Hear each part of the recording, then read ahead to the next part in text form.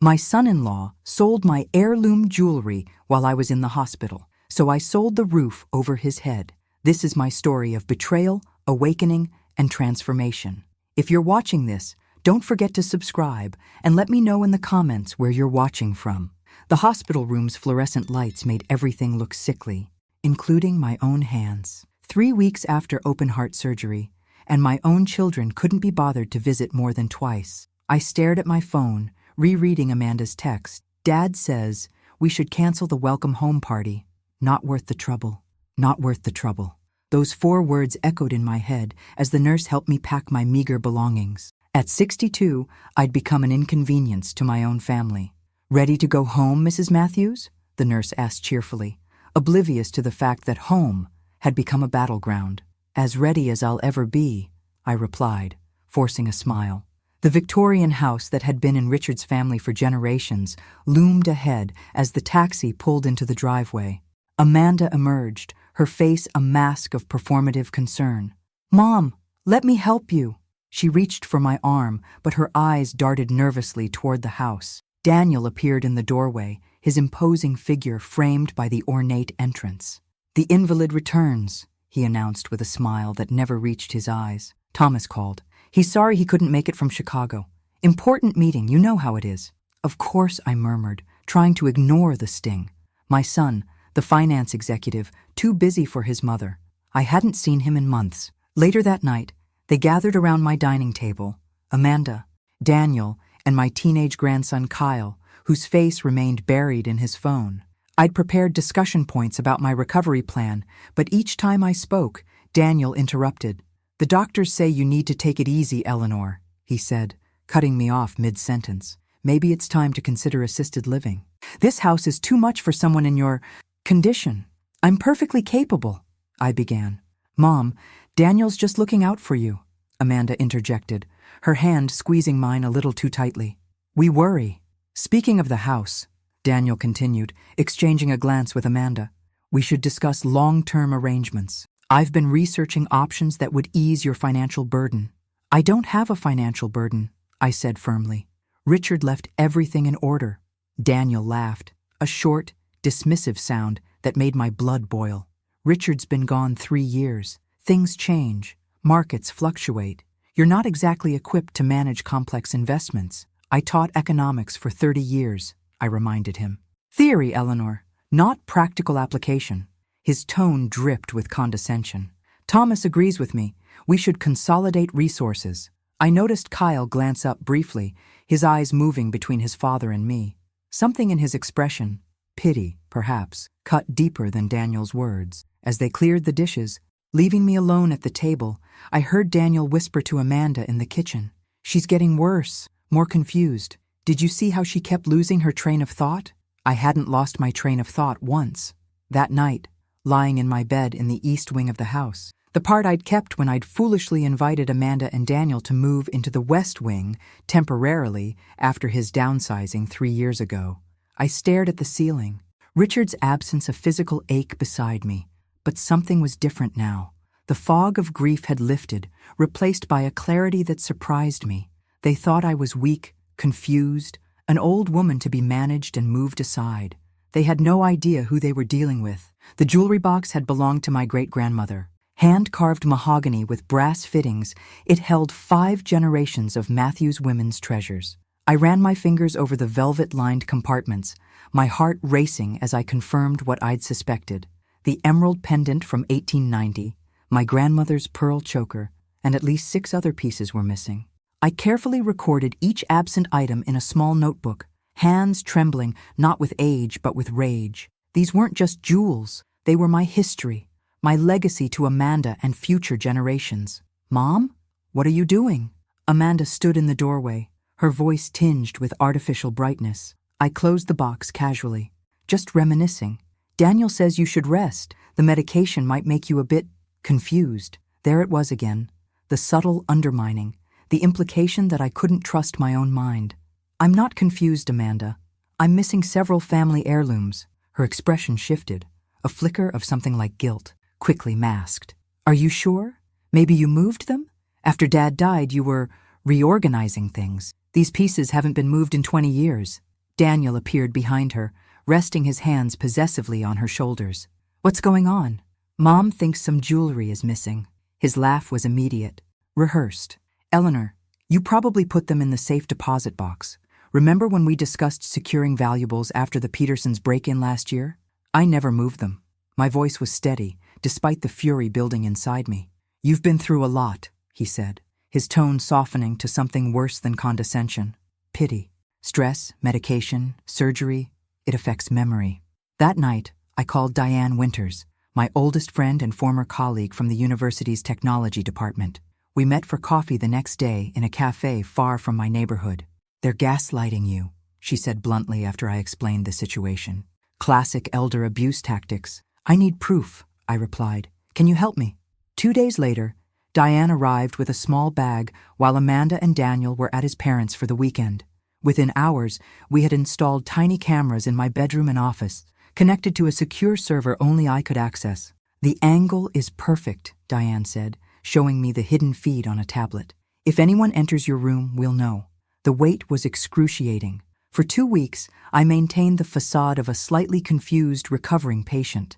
I accepted their patronizing explanations, their transparent concern.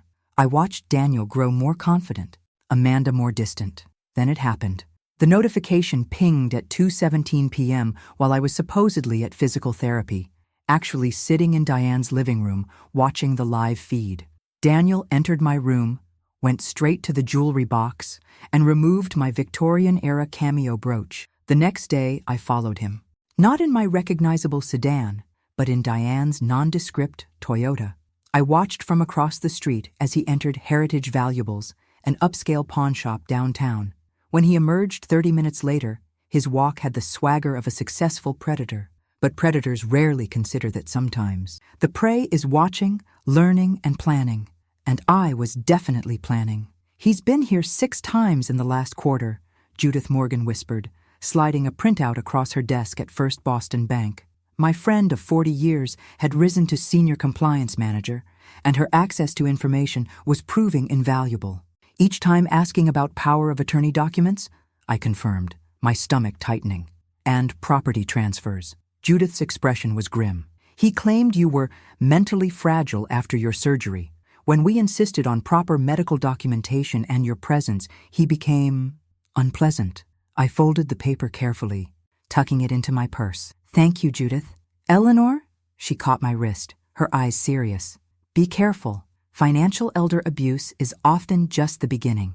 That evening, my phone rang. Thomas calling from Chicago. I answered with practiced cheerfulness, but his voice was distracted. "Mom, is Daniel there?" "No. He and Amanda took Kyle to dinner. Did you need—" "Shit," he interrupted. "Wrong number. I meant to call him directly. Is everything all right?" A pause. "Fine. Just checking on how the property transfer discussions are going. Before you complicate things with a new will or something." The line went dead before I could respond. Property transfer. New will.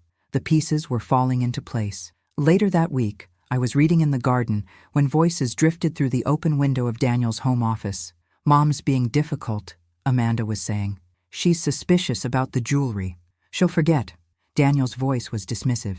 "The important thing is getting her to transfer the house deed to us for estate planning purposes. Thomas is counting on his share." "But what if she refuses?" "She won't. The consultation with Peterson went well. As her son-in-law and financial advisor, I have legitimate concerns about her capacity to manage assets post-surgery." "I don't know." "Daniel, using Dad's doctor friend to question her competence seems extreme." "It's for her own good, Amanda." Thomas agrees. "He needs his share of the property value to cover his investment losses. We all benefit. Even your mother. She'll be properly cared for without the burden of this massive house." I remained perfectly still, the book forgotten in my lap. So Thomas was in financial trouble. Daniel was orchestrating everything. And my daughter, my own daughter, was reluctantly complicit. That night, I called Howard Brennan, Richard's attorney and friend of 30 years. "Eleanor," his familiar voice brought unexpected tears to my eyes. "It's been too long." "Howard," I kept my voice steady. "I need your help, discreetly." "Of course. What's happening?" "I need to protect myself from my family." The silence that followed was heavy with understanding. When he finally spoke, His tone had shifted from friendly to professional. "Come to my office tomorrow. Use the back entrance. Bring any documentation you have. Say nothing to anyone." As I hung up, a strange calm settled over me. The initial shock and hurt were crystallizing into something harder, clearer. They had declared war on me in my own home. It was time to fight back. Howard listened intently, his expression growing grimmer with each detail I shared about Daniel's behavior, Thomas's financial troubles, and Amanda's complicity. "We need comprehensive documentation," he said finally. "Every missing item, every suspicious conversation, every unauthorized access to your accounts." "I've already started." I showed him my notebook of missing jewelry. "Good, but we need more." He drummed his fingers on his desk. "We need to establish a pattern of behavior, and we need to protect your assets immediately." Over the next week, I methodically inventoried everything of value in my home. The cameras Diane had installed were providing valuable evidence, but we needed to expand our surveillance while maintaining the appearance of normalcy. "I'd been thinking about home security," I mentioned casually over Sunday brunch. "After what happened to Diane, her house was broken into last month. I think we should install some basic cameras." Daniel barely looked up from his phone. "Probably not a bad idea. Just the entrances, though. Nothing intrusive." "Of course," I agreed, noting how he didn't suggest cameras for private areas. "The company is coming Tuesday. I'll make sure I'm home," he offered immediately, confirming my suspicions that he wanted to control what was monitored. Meanwhile, Howard had uncovered something disturbing. "Daniel has been using your credit card," he explained during our next meeting, showing me statements with charges I'd never made. Small amounts spread across months, primarily online gambling sites. "How did he get access?" "Probably when Amanda gave him your financial folder during your hospitalization. He's had time to study your signature, too." The bank flagged 2 attempted withdrawals with questionable authorizations. That evening, I watched my family with new awareness. Amanda had grown thin, constantly checking her phone for Daniel's messages. Even Kyle, who'd been so detached, occasionally threw concerned glances at his mother. "Grandma," Kyle approached me after dinner, surprising me with his initiative. "Is Mom okay? She seems different." His perception startled me. "What do you mean, different?" He shrugged, uncomfortable with emotional directness. "I don't know. Quiet. She doesn't laugh anymore, and she stopped hanging out with Aunt Jess." "Jess, Amanda's best friend since college. When did that happen?" After Dad said Jess was a negative influence, Kyle's air quotes revealed his skepticism. "Mom doesn't do anything without asking Dad first now." Before I could respond, Daniel entered, immediately assessing our private conversation. "Kyle, homework," he ordered. Then, turning to me with an entirely different expression, "Eleanor, I've been thinking about your finances. Managing assets becomes challenging as we age. I'd be happy to take responsibility, save you the stress." The audacity was breathtaking, asking to control the very resources he was secretly stealing. "How thoughtful," I replied, my voice honey over steel. "Let me think about it." His satisfied smile confirmed everything. He believed he was winning. Let him think that. For now. Martha Wilson's garden smelled of lavender and authority. At 78, my neighbor moved with the purpose of someone half her age, serving tea in bone china cups with steady hands. "Financial elder abuse," she pronounced after hearing my story. "Classic case, and worse because it's family perpetrated." "I've documented everything," I told her. "Howard is helping with legal protection." "Good." Martha's nod was approving. "But you need specialized counsel. My niece Vanessa handles these cases exclusively." 2 days later, I sat in Vanessa Caldwell's downtown office, surrounded by degrees and certifications specific to elder protection law. "What you're experiencing is unfortunately common," Vanessa explained, reviewing my documentation. "Family members exploit trust and use emotional manipulation to gain control of assets. I need to protect myself without alerting them," I said. "We'll need an investigator," she replied, "someone who specializes in financial fraud. I recommend Frank Dennison, former detective, excellent reputation, absolute discretion." Martha offered to handle the payments through her semi-active consulting firm. "Nothing will trace back to you," she assured me. "They're monitoring your accounts, but not mine."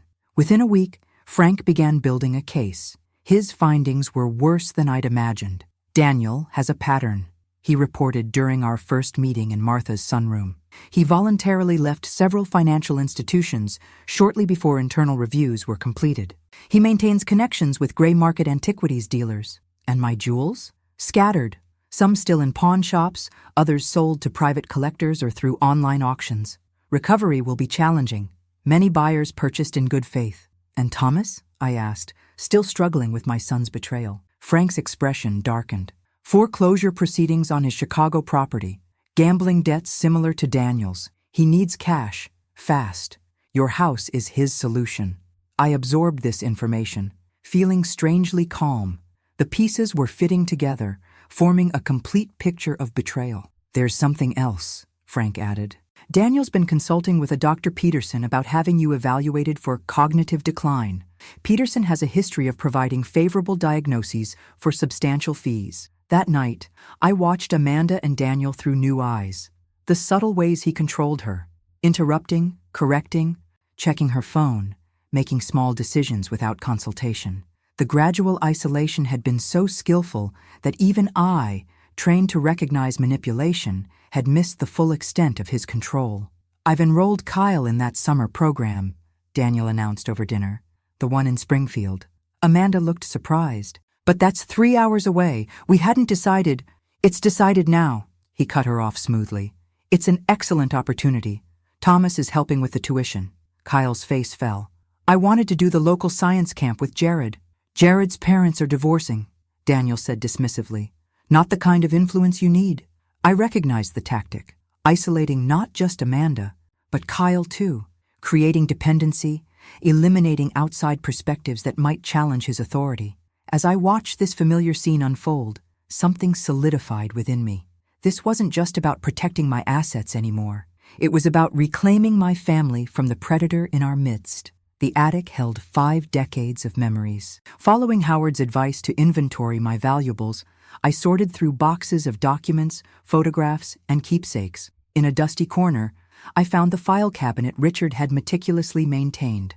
Inside the bottom drawer, beneath insurance policies and investment certificates, lay a sealed envelope in Richard's handwriting. For Eleanor, to be opened after my passing. My hands trembled as I broke the seal. Inside was a letter and a USB drive. My dearest Eleanor, if you're reading this, I've left you to face the world alone, something I promised never to do. For that, I'm deeply sorry. Since Amanda brought Daniel into our lives, I've harbored concerns I never shared fully.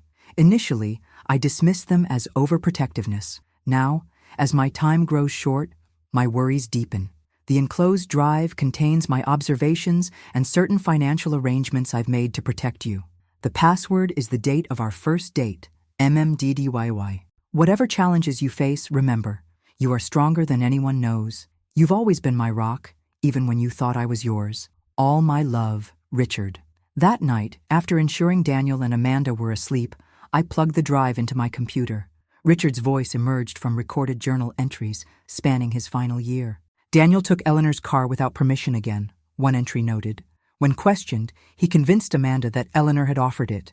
This pattern of small boundary violations concerns me. Another entry. Daniel helped with our taxes today.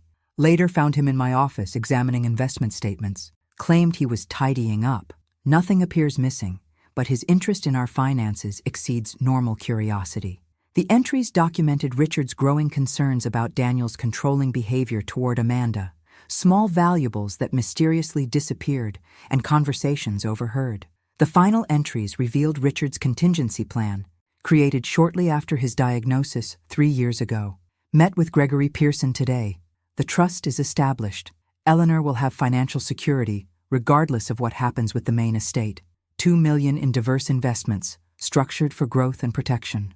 Gregory understands the sensitivity of this arrangement. I sat frozen, tears streaming down my face. Even dying, Richard had been protecting me. He'd seen Daniel's true nature long before I had. The next morning, I called the number Richard had provided for Gregory Pearson. We arranged to meet at his office, safely away from potential surveillance. Gregory, a distinguished man in his late 60s, greeted me warmly. Richard spoke of you constantly. He would be heartbroken to know his concerns were justified. He presented documentation of the trust, a sophisticated financial structure generating substantial returns, invisible to casual investigation. Richard structured this to be accessible only to you, Gregory explained. No one can touch it without your explicit authorization. For the first time since discovering Daniel's betrayal, I felt a surge of hope. Richard had given me more than financial security. He'd given me options. That evening, I observed Kyle struggling with homework at the kitchen table while Daniel watched sports and Amanda prepared dinner. I sat beside my grandson, offering quiet guidance on his math problems. "Thanks, Grandma," he whispered, his gratitude making my heart ache for the neglect he endured. "Any time," I replied. "You know, your grandfather was brilliant with numbers too." As Kyle smiled, a rare, genuine expression, I glimpsed Richard in his eyes. The legacy I was fighting for wasn't just about property or jewels. It was about reclaiming our family's soul from the man who was hollowing it out from within. "The trust has grown to nearly $2.5 million, Gregory explained, spreading financial statements across his desk. Richard's foresight was remarkable. With this foundation of security, my counteroffensive accelerated. Howard and Vanessa prepared comprehensive legal protections, revoking old powers of attorney, establishing new health directives naming Martha as my representative, and creating an ironclad will.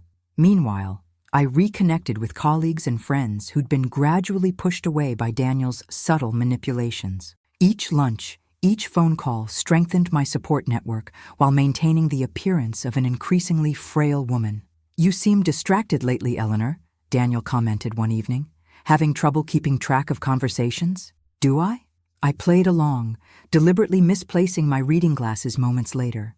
"I can't seem to remember where I put anything these days." His satisfied smile was revolting. The more incompetent he believed me to be, the bolder he became. Meanwhile, Frank's investigation expanded.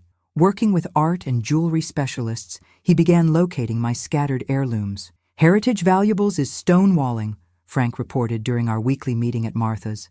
"And recovery from private buyers will require legal action. We'll need to prove Daniel had no right to sell the items." "How long might that take?" I asked, disappointed by the complexity. "Potentially years for complete recovery," Frank admitted. "The legal system moves slowly, especially with property disputes." The most unexpected development came from Kyle. Sensing my genuine interest in his well-being, he began seeking me out, sharing snippets of household dynamics I wouldn't otherwise witness. "Dad was super angry last night," he confided while helping me weed the garden, an activity he'd initially joined reluctantly, but now seemed to enjoy. "He kept saying some plan is taking too long and Thomas is pressuring him." "What plan?" "Kyle?" He shrugged. "Don't know exactly, but he told Mom they need to secure the house situation before you change your mind about something." Each piece of information was carefully documented and shared with my legal team. Vanessa worked with Howard to create a comprehensive protection strategy, while Gregory connected me with estate planning specialists who proposed a potential solution, a family foundation that would eventually control the property. "It's legally complex," Vanessa cautioned. "The process would take months, possibly a year to establish properly. We'd need extensive documentation of Daniel's behavior to justify such measures." "Start the process," I instructed. "Time is the one resource I have." The foundation would require careful legal navigation and documentation. I needed to maintain my facade of increasing confusion while the pieces were put in place.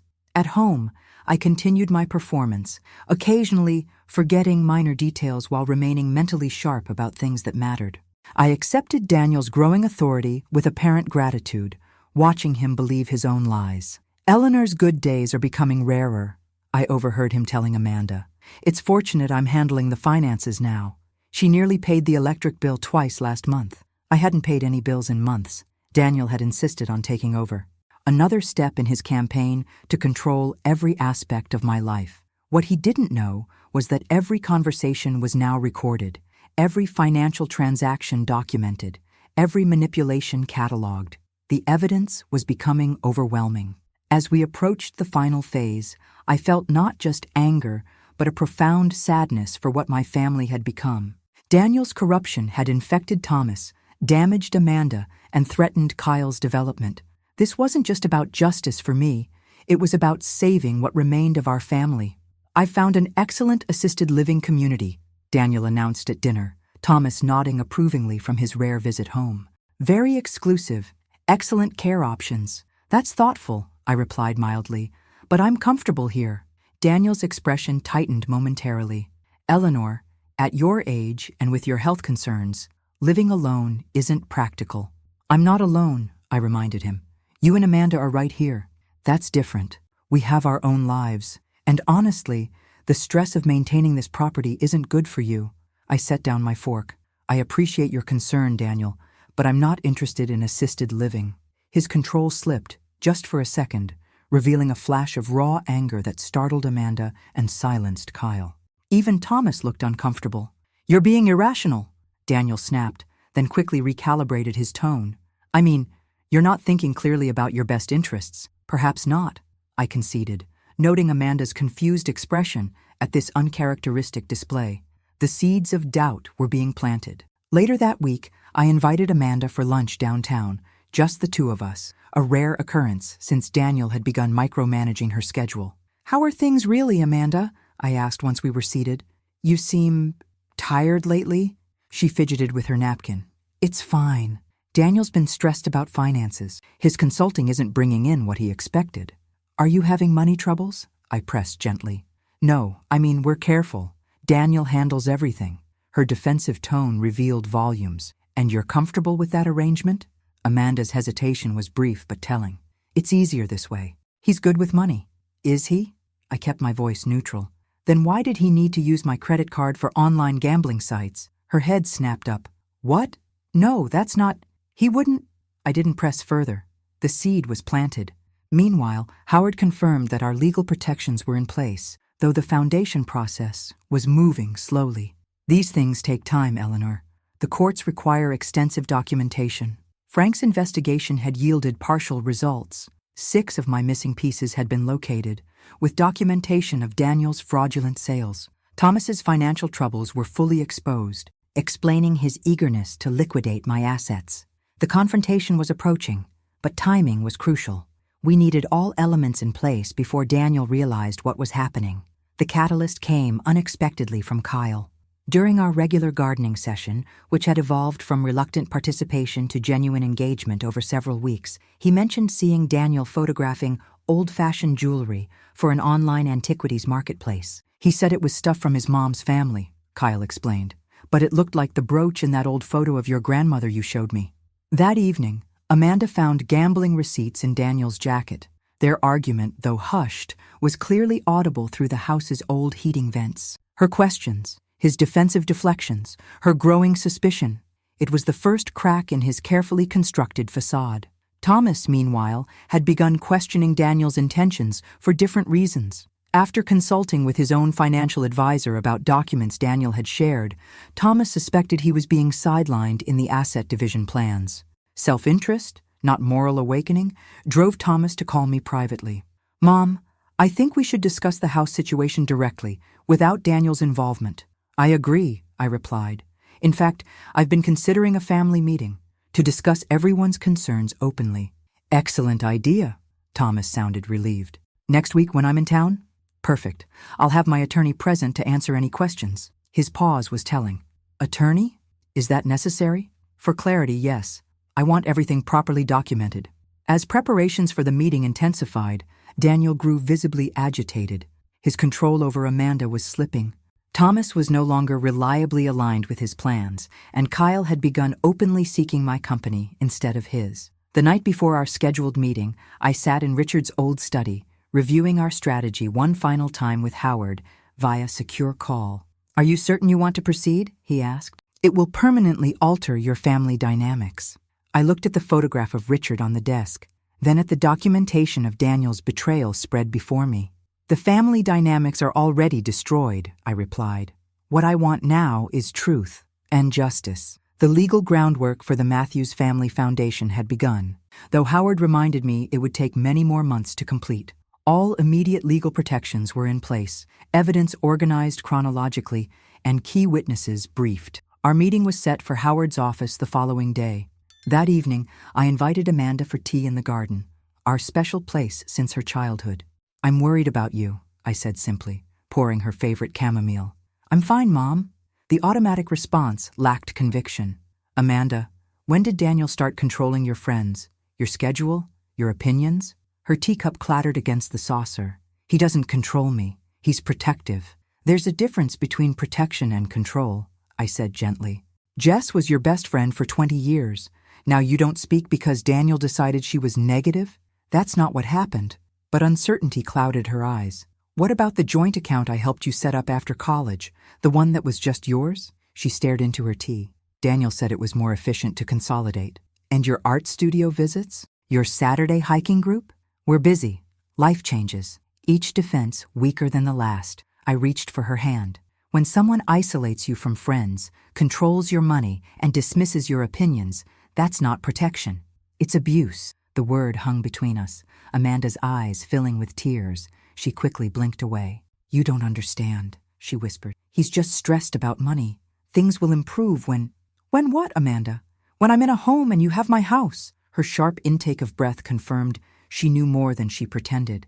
Mom, it's not like that. Then tell me what it is like, I challenged gently. Tell me why my jewelry is disappearing. Why Daniel's consulting with doctors about my mental capacity without my knowledge. Why Thomas suddenly needs his share of a house that isn't his.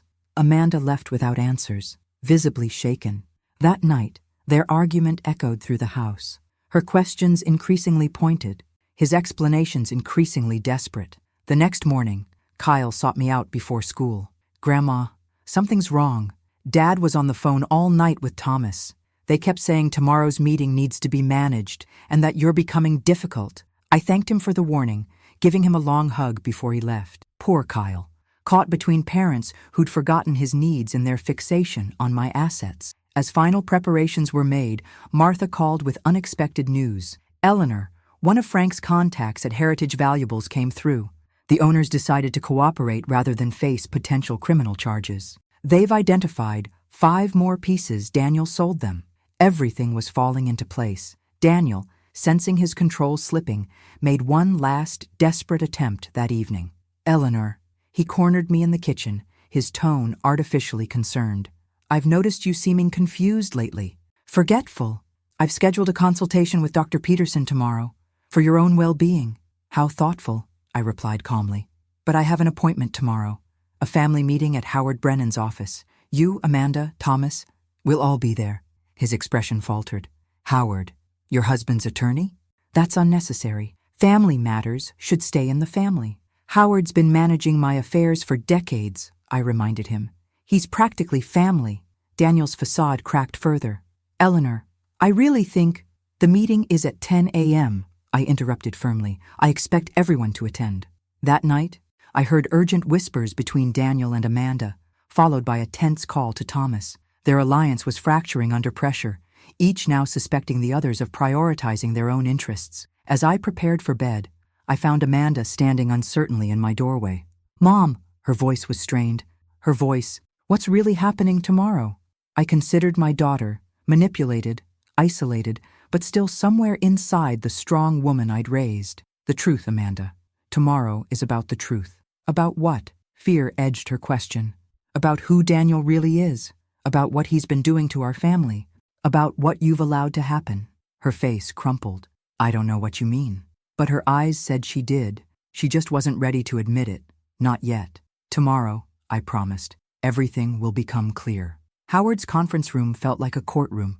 Martha sat beside me for moral support, while Vanessa and Gregory arranged evidence folders methodically on the polished table. Howard himself stood at the head, his decades of legal experience evident in his calm authority. Daniel arrived first, his customary confidence noticeably strained. Amanda followed, pale and withdrawn. Thomas rushed in last, direct from the airport, his eyes darting between Daniel and me, assessing which way the wind was blowing. Thank you all for coming, Howard began formally. Eleanor has asked me to facilitate this family discussion regarding some concerning matters. This is unnecessary, Daniel interrupted. Family financial matters should be handled privately. That's precisely why we're here, I said, meeting his gaze steadily. Because family matters have not been handled appropriately. With a nod to Howard, we began. First came the documentation of missing jewelry. Photographs, detailed descriptions, valuations. Then security footage showing Daniel entering my room, removing items, and later selling them at various establishments. Amanda gasped as images appeared of her husband, presenting forged authorization documents to Heritage Valuables. "That's my mother's Victorian brooch," she whispered, turning to Daniel. "You said it was your family's piece?" His denial was immediate. "That's not what it looks like. I was having it appraised for insurance, with forged documents claiming to be my son," I interjected. 6 different times?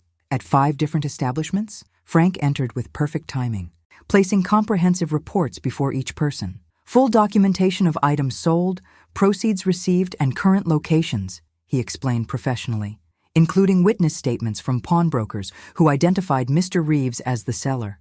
Daniel's face contorted. "Who the hell are you?" "Frank Dennison, private investigator," he replied calmly, "specializing in financial fraud and elder abuse cases." Thomas interjected, attempting damage control. "There's clearly a misunderstanding. Daniel was helping organize Eleanor's assets." "Like you helped organize my property transfer, Thomas?" I turned to my son. "Or were you too busy managing your foreclosure crisis in Chicago? Your gambling debts?" The color drained from his face as Vanessa distributed documentation of his financial troubles, followed by transcripts of conversations between him and Daniel discussing how to accelerate the house transfer before I complicated things with a new will. The investigation revealed extensive cooperation between Mr. Reeves and Mr. Matthews, Vanessa explained professionally, including a planned consultation with Dr. Peterson, who has a history of providing questionable competency evaluations for substantial fees. Amanda was openly crying now. "Daniel, tell me this isn't true." His demeanor changed instantly, the mask of concern replaced by cold calculation. "They're manipulating evidence. Your mother is confused and being exploited by these so-called professionals." "I'm not confused, Daniel," I said quietly. "I haven't been confused for a single moment."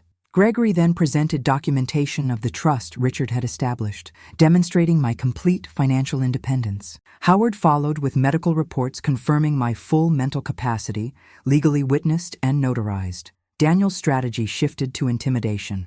"This is absurd. I'll contest everything. I'll have Eleanor declared incompetent. I have medical contacts who—" "Are you referring to Dr. Peterson?" Vanessa interrupted, sliding forward a formal letter. "The medical board might be interested in his practice of providing diagnoses without examining patients.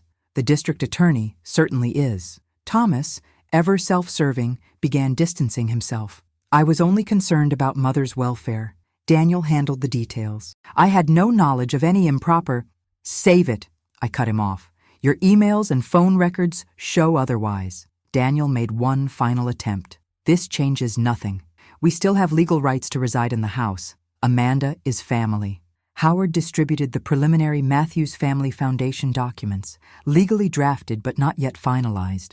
"Eleanor has begun the process of establishing a foundation," Howard explained. "Once completed, which will take approximately 6 to 8 more months, the property will be transferred to this nonprofit entity dedicated to supporting elderly victims of financial abuse." "You can't do this," Daniel shouted, his composure completely gone.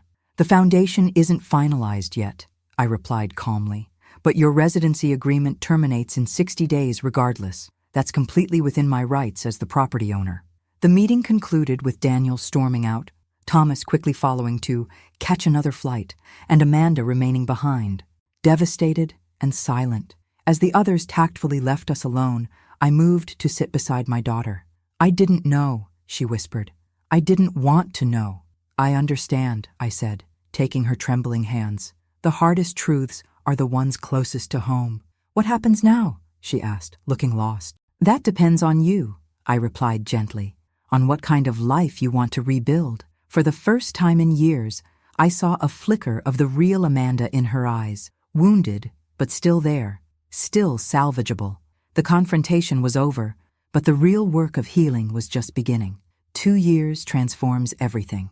The Victorian house stands renewed, its west wing converted into a resource center for elderly victims of financial abuse. The Matthews Foundation, which took 14 months to fully establish, now helps seniors recover stolen assets and rebuild their lives. I still occupy the East Wing, renovated for accessibility without sacrificing character. Richard would approve of how his home has become a beacon of hope and justice. Amanda lives in the converted carriage house apartment, working as the center's coordinator. Her divorce from Daniel took 18 months of painful revelations, each discovery of his deceptions another step in her recovery of self. Kyle, now 17 and applying to law schools, spends afternoons volunteering at the center. His gradual transition from distant teenager to engaged advocate came through many difficult conversations, shared activities, and finally, a genuine reconnection with both his mother and me. Thomas's journey surprised everyone. After initial anger and distance, the collapse of his financial schemes forced painful self-examination. Monthly therapy sessions and a structured repayment plan for his gambling debts slowly rebuilt his sense of responsibility. Our relationship remains tentative but improving, his quarterly visits now including actual conversations rather than manipulations. The recovery of my jewelry has been a mixed success. Through legal proceedings and negotiations, we've reclaimed about half the pieces. Others remain with collectors who purchased them legally, unaware of their problematic origin. The legal battles continue, with realistic expectations that some pieces may never return. "Grandma?" Kyle knocks at my study door. "The anniversary celebration starts in 30 minutes. Mom says wear the emerald pendant. It's perfect for your speech." I touch the reclaimed pendant at my throat. 5 generations of Matthew's women, now symbolizing resilience rather than loss. The center's second anniversary celebration fills our garden with survivors, advocates, and supporters. Amanda efficiently coordinates volunteers while Thomas, visiting for the occasion, helps elderly guests navigate the property. From the podium, I survey faces that have become extended family: Martha, Gregory, Howard, Vanessa, Frank, Diane, and Judith, allies who stood firm when blood relatives faltered. 2 years ago, I begin, I faced the hardest truth possible, that those closest to me saw only what I owned, not who I was. Today we celebrate not just this center's success, but the reclamation of dignity that each client here represents. After the ceremony, I find Amanda alone by Richard's favorite oak tree. "I found these," I say, handing her and Thomas copies of Richard's journal. "It's time you understood your father's perspective." They accept them silently, the weight of unspoken history passing between us. "Do you ever regret it?" Amanda asks later. "The confrontation? The foundation? Everything that happened with Daniel?" I consider the question carefully. "I regret the necessity, not the action. Truth is painful, but essential for genuine healing." "He's being released next month," she says quietly. Daniel's 2-year sentence for fraud, forgery, and elder abuse ends soon. His 5-year probation and community service requirements await. "Are you afraid?" I ask. "No," she answers with newfound steadiness. "That's what surprised me most about recovery. Finding strength I forgot I had." Thomas joins us, his expression contemplative after reading Richard's journal. "Dad saw it all coming, didn't he? Even before we did. He saw patterns we missed," I acknowledge. "But he never lost faith in our capacity to grow." "Do you still resent us?" Thomas asks bluntly, "for what we almost let happen?" The question deserves honesty. Resentment fades. Trust rebuilds slowly. We're family, imperfect, wounded, but still connected. As evening falls, guests depart and our smaller family circle remains. Kyle shows Martha his law school essays. Thomas discusses foundation expansion with Gregory. Amanda arranges flowers with Vanessa, laughing genuinely for the first time in years. Watching them, I feel Richard's presence strongly. Not in grief, but in continuation. His values living through our reconstructed family and the foundation's work. My revenge wasn't the confrontation that exposed Daniel's schemes. It wasn't the legal victory that protected my assets. It wasn't even the justice that sent him to prison. My true revenge was transforming betrayal into purpose, manipulation into mission, and family wounds into community healing. When people ask how I survived such profound betrayal, I tell them the truth. Sometimes the greatest revenge isn't destroying your enemies, but building something so beautiful from their destruction that they become irrelevant to your story. That is my legacy. That is my victory. Thanks for listening. Don't forget to subscribe and share your story in the comments. Your journey might inspire another queen.